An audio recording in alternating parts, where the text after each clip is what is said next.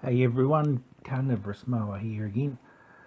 Well, looking back at that last video I did, the 20 albums that got me into death metal, I realised that I'm really a reviewer at heart, and well, that's mainly why I put videos on YouTube, is to try and promote the website that I write for.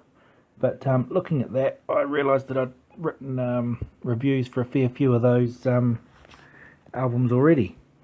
Now, what I thought I might do is just go through and record a few of those reviews as well. I mean, I know I'm not the most eloquent person when it comes to speaking, but I think I'm a bit better with the written word. So I'm just going to read my reviews and record them for you and see what you think. Now, the first album on that list was the Speed Kills But Who's Dying, the Speed Kills 4, the compilation. Now, this is my review of it from the Amazing Metal Music Archives website where I write, and I'll put a link in the under the video there if I remember. But here comes the review. Young metal fans today have it easier than in days gone by for discovering new music. YouTube, Spotify, Facebook, websites, streaming, downloads, message boards. None of these things existed until the late 1990s at the very least. And the young don't know what they missed. Back in a pre-internet time, communication was much slower and information much harder to access. Music had a more limited number of formats. There was vinyl, which was inconvenient and easily damaged. Cassettes were more convenient, were also prone to damage when tapes stretched and chewed, and had definite sound quality issues.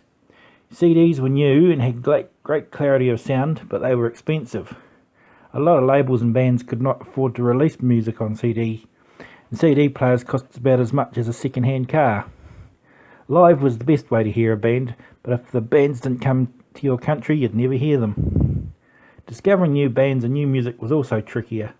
Radio and TV were next to useless, a few notable exceptions excluded.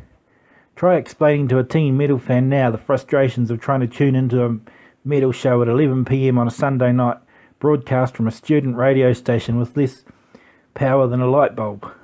I kid you not, the transmitter for 98 RDU, my nearest student radio station, had a 98-watt transmitter.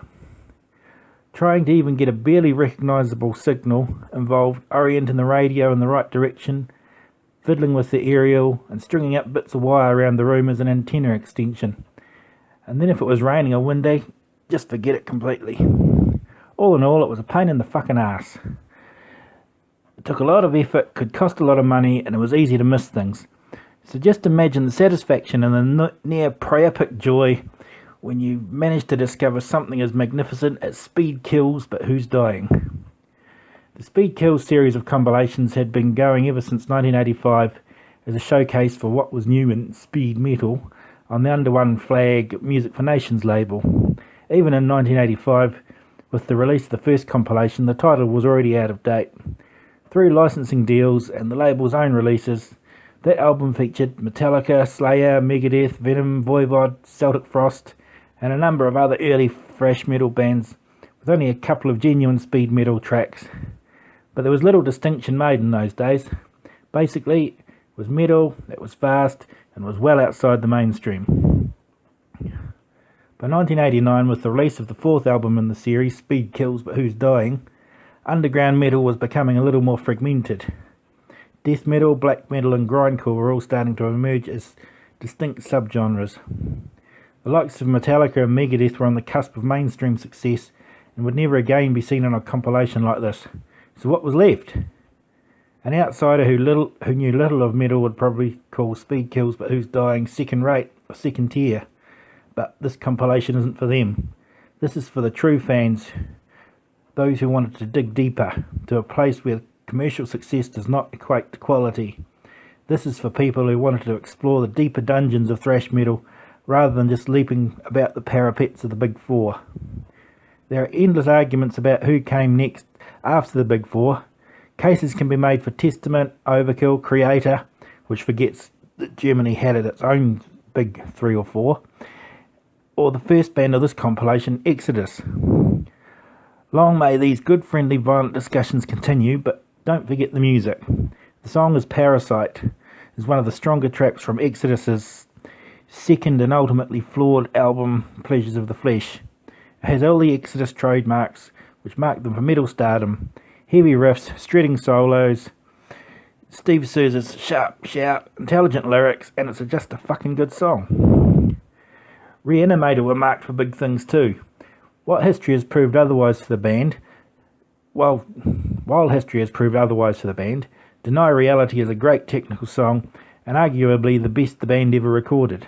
Unfortunately, Reanimator couldn't maintain such a high level of songwriting throughout their career and faded out in the early 1990s. Apocalypse's Cemetery has a melody to die for, a big facet of thrash metal often overlooked in the race for faster and heavier. The sing-along gang vocal refrains are irresistible. Blind Illusion's Blood Shower has a building menace and features a pre-Primus Les Claypool and Larry Lalonde. Mark Biederman's vocals have a shredded throat edge, and the twin disharmonic guitars were something not used near enough in thrash. Acid Rain's Life in Forms is a tirade against bureaucracy. Seem like a boring subject for a song? Listen to this killer before you dismiss it. The mid-paced chug of this song is unbelievably heavy, and H's clear vocals are a treat. Death's Open Casket was definitive death metal in its day. The album Leprosy, from which the song was taken, proved death metal didn't have to be a gargled mess, and riff solos and non-gore-based lyrics could still be brutal as fuck. No Resurrection by Holy Terror is an anti-Christian diatribe with tornado guitars and vocals. Holy Terror was a bit much for many thrash metal fans at the time, but looking back now, it's plainly obvious why this band has since attained cult status. For all those who died by Bathory, it is dramatic and brutal, yet atmospheric and uplifting at the same time. The incredibly simple beat and riffs underscored Cawthon's raw vocals. The discordant, seemingly out-of-time solo snakes its way over top of the song, with every element of the song seemingly redlining into static. And on to side 2. Yes, this is one of those old you gotta turn it over things. Wired is far from a typical Nuclear Assault song. New York hardcore influence is less obvious than their earlier material, basically because this is so damn slow. The vocals are near on impossible to decipher on a first listen, like listening in a foreign language you're still in the process of learning. The effect is odd and definitely original, but it's not off-putting. Execution of Mankind by Agony is the only misfire in this album. It's too long and doesn't really engage like the rest of the songs here, but like Wired, it adds a bit of contrast to the faster songs here. It's not necessarily a bad song, it's just not as good as everything else on here. Mirror of the Past by Hex is a nasty little song, possessing a quantity of venom and bile. Clint Bauer's vicious vocals have a hardcore edge to them and almost cross into death metal territory. Exodus pop up next for a second appearance, this time a cover of AC/DC's Overdose. The song was a bonus track on some versions of Fabulous Disaster. Zetro does a great Bon Scott vocal impression. This version retains the blues rock groove of the original while adding thrash flourishes to it, and of course is orders of magnitude heavier. Forbidden's Chalice of Blood is a masterclass in technical thrash. The twin lead guitars weave in and out of one another, all the while showcasing some incredible riffs, and Russ Anderson's melodic yet powerful voice soars over it. Death thrash pioneers Possessed showed there was more to their repertoire than just Satan. Storm in my mind is a psychological maelstrom creeping along, creating a sense of impending chaos, and then the chaos hits, like a psychotic brainstorm of confused neural signals. This band is legendary, and this shows why. At their peak, Dark Angel were the only band in all of thrash to be able to rival Slayer for intensity and sheer shit-your-pants horror.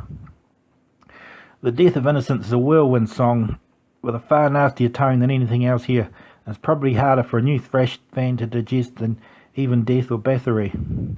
How to follow Dark Angel? Change direction and tempo completely. Final track, Suspended Sentence, shows once again Acid Rain's lyrical intelligence and great sense of song dynamics. It rumbles and chugs along at a slow canter, but occasionally gallops off into the blast beat. The song has some seriously thought-provoking lyrics about murder, the moment before death, and the price of a life. All in all, this album is 73 minutes of near-metal perfection.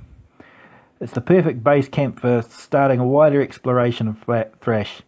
It's also an incredibly accurate time capsule of a genre from a time since past, the original spirit preserved for all posterity in a format now almost extinct. This is how it was. Right. Now, a lot of people when they do reviews, they'll give you a rating out of 5 or 10 or something like that. I hate those ratings. If you can't figure out if the album's any good or not from the review, then what was the point in anybody ever actually writing a review or giving you their opinion? So figure it out for yourselves. But I'm hoping to put a few more of these up in the days and weeks coming, and we'll see where things go from there. But anyway, as before, any comments would be much appreciated. I'm not sure that I've got any on my channel much yet, but yeah, it's just early days.